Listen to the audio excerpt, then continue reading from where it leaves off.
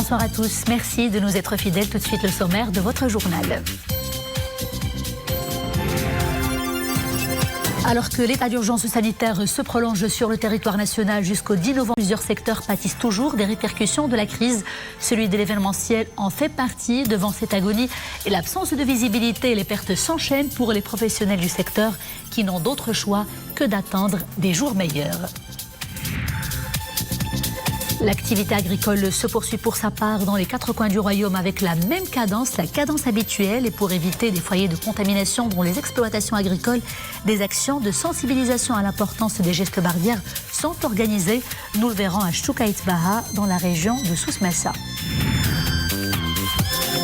Mise en échec d'une importante opération de trafic international de drogue à Tanger avec la saisie de plus de 11 tonnes de Chira.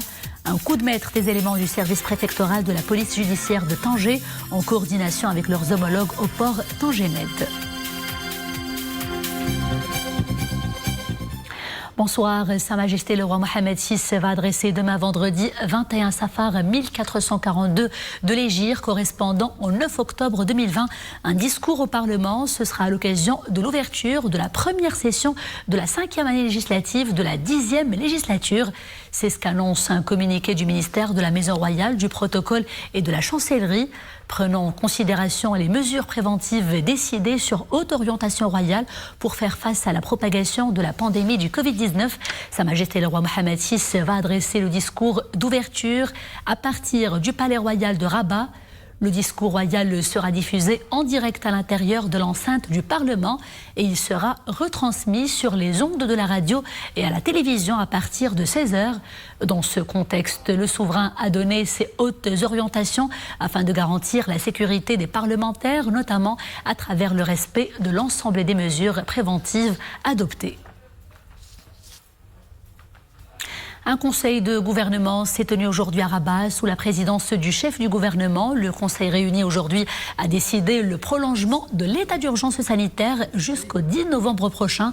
Présenté par le ministre délégué auprès du ministre de l'Intérieur, le projet de décret qui prolonge donc l'état d'urgence sanitaire à partir d'après-demain samedi jusqu'au mardi 10 novembre renseigne sur le souci des autorités publiques de garantir l'efficacité et l'efficience des mesures prises contre la propagation du Covid.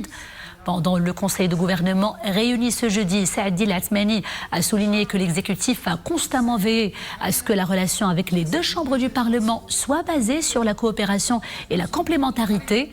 Le gouvernement veille aussi à faire son devoir en informant l'institution législative de tout ce dont elle a besoin à travers les exposés présentés par les ministres au Parlement dans les différentes commissions permanentes et lors des séances des questions orales, affirme Saadi Latmani. Le Conseil de gouvernement a également approuvé 2 accords portant sur l'accord de libre-échange avec la Turquie et les États-Unis concernant les privilèges et les immunités.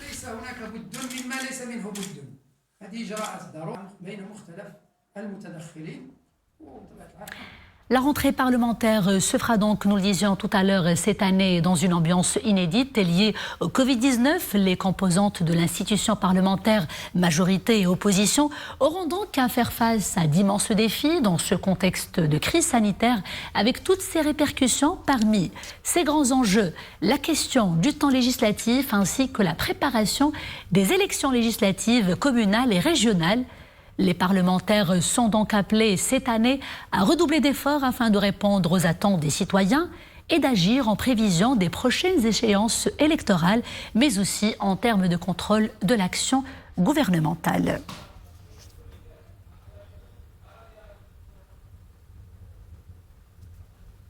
Nouveau record du nombre d'infections au coronavirus, 2929 cas diagnostiqués positifs pendant ces dernières 24 heures.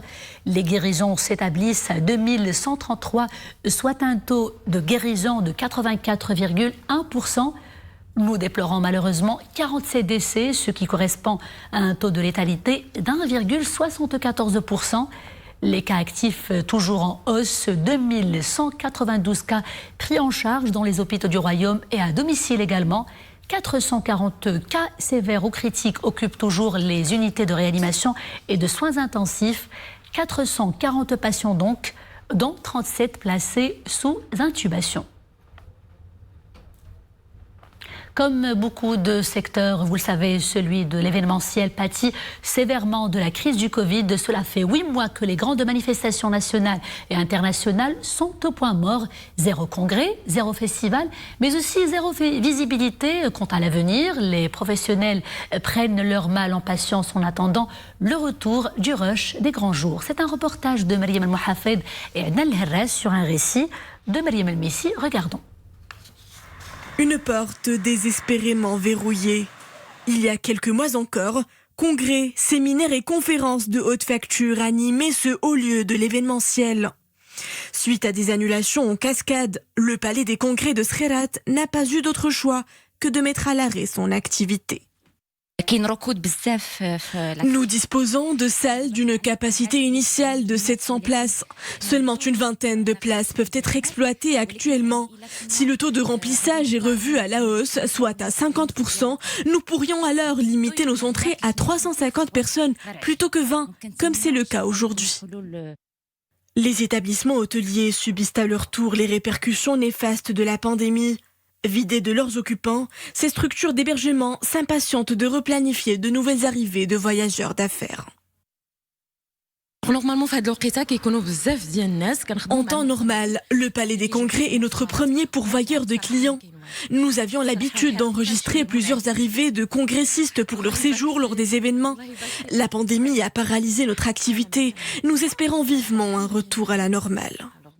Les acteurs d'agences événementielles s'inquiètent de leur sort. 8 mois au chômage, un chiffre d'affaires en berne. La résilience du secteur sur le marché s'en trouve fortement compromise. Le secteur de l'événementiel est à l'arrêt depuis la mi-mars. Et depuis cette date-là, il n'y a plus aucune manifestation, qu'elle soit petite ou grande ou même moyenne. On dirait que ce secteur a totalement disparu des radars. Il n'y a plus rien qui s'est passé. Et le pire dans tout ça, c'est que on n'a aucune espèce de visibilité. Aujourd'hui, ce qu'on veut, c'est reprendre le travail dans le respect des mesures sanitaires. Nous suivrons les directives du gouvernement et des autorités. La solution pour ce secteur, c'est que le ministère de la Santé ainsi que le ministère de l'Intérieur puissent donner leur validation urgente. Un protocole sanitaire que nous avons développé avec le ministère de Commerce et Industrie, Emanor et le Bureau Veritas pour nous permettre de reprendre les événements en présentiel à hauteur de 50 à 100 personnes. Avec cette solution-là, le Maroc va sauvegarder un patrimoine immatériel qu'il a développé tout au long d'une 25 années, mais également un acteur pour le développement économique qui a été toujours au service de la marque Maroc et du Made in Morocco. L'année passée, le tourisme d'affaires réalisait de belles performances. 13 millions de visiteurs et 76 milliards de dirhams de recettes. 2020 a refroidi les ardeurs en raison du Covid. Les professionnels du secteur espèrent pourtant voir une petite lumière au bout du tunnel. Covid-19 oblige cette année, le retour à l'école s'est fait dans des conditions inédites avec un calendrier allégé, des cours présentiels. Les élèves investissent plutôt les classes que 2 jours ou 3 fois par semaine. Et certains parents optent pour les cours de soutien scolaire et cela pour booster, vous l'aurez deviné, la performance de leurs enfants. Et à leur tour, ces établissements adoptent un protocole sanitaire très rigoureux. Voyons comment dans ce reportage de Nedal Bouhmalla, Abdelfatah Zouine, sur un récit de Zakaria Maqim Billah. Nous sommes dans un centre de soutien scolaire de Rabat. En ces temps de pandémie, les salles de cours sont aménagées pour n'accueillir qu'un effectif réduit.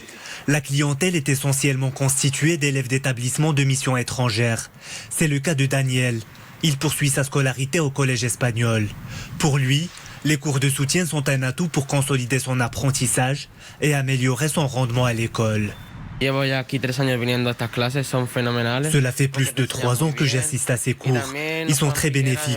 En plus de bien faire leur travail et de nous assurer un enseignement de qualité, les professeurs nous aident à faire nos devoirs avec des orientations et des conseils précis.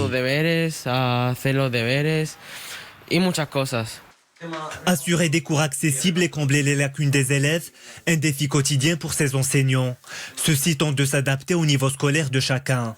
Le nombre d'élèves peut se limiter à 3 par séance. Port de masque obligatoire, distanciation, des mesures préventives de rigueur. Sí que he visto un incremento en Ce sont des cours intéressants et très sollicités par les parents parce qu'ils aident les apprentis à rattraper le retard. Avec ce nouveau système et ces nouvelles contraintes imposées par le Covid-19, le planning des cours a été modifié. Je commence le travail à 9h pour ne terminer que tard dans la nuit. Nous vivons en ce moment une situation très difficile, que ce soit pour les professeurs ou pour les élèves justement qui sont scolarisés, après un confinement qui a duré plus de 3 mois ou 4 mois. Donc ils ont perdu beaucoup de cours, beaucoup d'heures de cours auxquels elles n'ont pas assisté. Et donc cette année, c'était donc heureusement pour nous qu'on a repris l'école cette année pour qu'ils puissent justement reprendre un rythme plus ou moins normal. Cette année, le retour à l'école se fait dans des conditions inédites avec un calendrier allégé de cours en présentiel. Les centres de soutien scolaire sont de plus en plus prisés. En plus d'aider les élèves à renforcer leurs compétences, ils offrent aussi un cadre de partage et de convivialité. Le secteur agricole maintient la cadence depuis le début de la crise sanitaire liée au Covid-19. Cette activité vitale n'a jamais cessé de tourner, sauf que voilà, de nouvelles règles se sont imposées sur le terrain, et cela pour barrer bien sûr la route à la propagation du Covid-19. Et comme il n'y a pas de mal à les rappeler, eh bien, une vaste campagne de sensibilisation se tient actuellement dans la région de Souss-Massa. Exemple tout de suite à Chouka Itbahar dans ce reportage de Hijb Tamek et Mounia Marouche pour le commentaire. Ils sont venus de toute la région de Souss-Massa. Eux, ce sont les professionnels de la terre qui ont quitté leur exploitation le temps d'une journée de pédagogie à Chouka Itbahar dédiée au Covid-19. Attentifs, ils suivent une séance de formation un peu particulière. Au menu, comment se protéger d'un virus ravageur et poursuivre son activité agricole en toute sécurité. Agriculteurs et ouvriers agricoles s'informent sur le nécessaire respect des mesures sanitaires susceptibles de les protéger, ce qui va leur permettre de continuer à être opérationnels et garder leur emploi.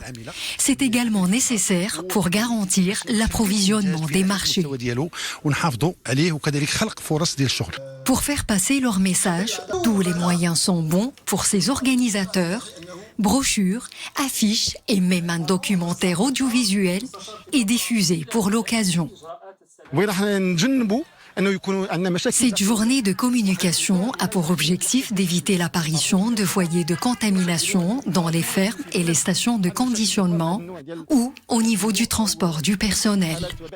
Cette initiative tombe à point nommé, surtout que dernièrement, le nombre de personnes contaminées a augmenté d'une manière considérable dans notre région. Cette campagne de sensibilisation de masse anti-Covid ne compte pas s'arrêter là. Des unités mobiles vont sillonner jusqu'à la fin de ce mois-ci les différents souks, les marchés des fruits et légumes et même les différents douars de la région Souss-Massa. Mise en échec d'une importante opération de trafic international de drogue à Tanger, avec la saisie de plus de 11 tonnes de Chira, opération réussie par les éléments du service préfectoral de la police judiciaire de la ville de Tanger, en coordination avec leurs homologues au port Tanger-Med. Saïd Najeh et Nisri El Hebdaoui pour le commentaire. C'est une grosse prise opérée au port de Tanger-Med. 11 tonnes et 440 kg de Chira saisis par les éléments du service préfectoral de la police judiciaire de la ville. Cela a été rendu possible suite à une série d'informations communiquées par les services de la Direction générale de la surveillance du territoire. Ces données se sont révélées suffisantes pour déjouer toute une opération de trafic international de drogue. Cette grande quantité de stupéfiants a été débusquée à bord d'un camion de transport international de marchandises, immatriculé au Maroc.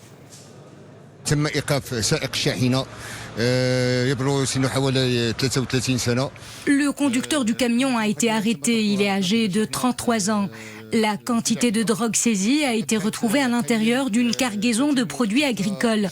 Les recherches et investigations se poursuivent sous la supervision du parquet général. Elles sont menées par le service préfectoral de la police judiciaire afin d'interpeller les complices de ces actes criminels. L'opération sécuritaire a été menée conjointement hier soir avec les éléments de la douane du port. Plus de 200 candidats à l'immigration clandestine secourus en Méditerranée par les gardes-côtes de la Marine royale. Ils sont tous des subsahariens. Ces candidats ont tenté la traversée à bord d'embarcations pneumatiques, de kayaks, de jet-ski et d'autres moyens nautiques de fortune. Ils ont reçu les soins nécessaires avant d'être ramenés sains et saufs aux différents ports du nord du royaume. Plus de 6 millions de cas officiellement diagnostiqués en Europe. Le nombre des nouveaux cas quotidiens confirmés a dépassé aujourd'hui la barre des 400 000 personnes. Même regain préoccupant des infections en Italie, en Espagne, en France et en Belgique. Berlin et Paris annoncent de nouvelles restrictions. La capitale belge ferme ses restaurants et cafés. Et la capitale italienne, Rome, rend le port du masque de protection obligatoire en extérieur. Un mot à présent sur le débat américain des vice-présidents. L'actuel vice-président Mike Pence et Kamala Harris, la démocrate qui brigue son poste, se sont affrontés hier sur des sujets tels que la riposte à la crise du Covid. La crise du Covid qui a coûté la vie à plus de 200 000 personnes aux États-Unis. Le sujet des impôts et de leur éventuelle augmentation dans ce contexte inédit lié au Covid était également au cœur des débats.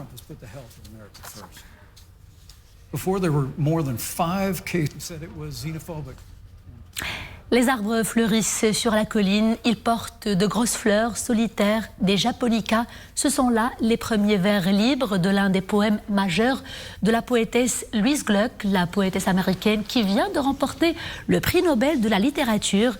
Ses œuvres se lisent sans trop de peine, pourvu que l'on ait quelques petites notions en anglais. Considérée comme l'une des plus grandes voix de la poésie américaine, Louise Gluck puise la matière de son œuvre dans la beauté simple de la nature. Son enfance est aussi une grande source d'inspiration pour elle. J'étais une enfant solitaire, mes interactions avec le monde en tant qu'être social étaient peu naturelles, forcées, des représentations pour moi et j'étais plus heureuse quand je lisais, raconte-t-elle. Quittant le monde des lettres pour celui de l'action, cette fois-ci, sport, football, c'est demain que l'équipe nationale affronte son homologue sénégalaise. Un match certes amical, mais il est très important puisqu'il représente une valeur de test pour mesurer l'état de préparation des Lions de l'Atlas avant d'entamer les échéances continentales, surtout les éliminatoires de la CAN 2021. Les joueurs nationaux ont finalisé aujourd'hui leur séance d'entraînement. Comme vous le voyez sur ces images, et mardi, ils vont affronter la République démocratique du Congo, toujours à titre amical. Et c'est la fin de ce journal. Merci d'avoir été des nôtres. Je vous dis à demain, toujours avec grand plaisir. D'ici là, portez-vous bien.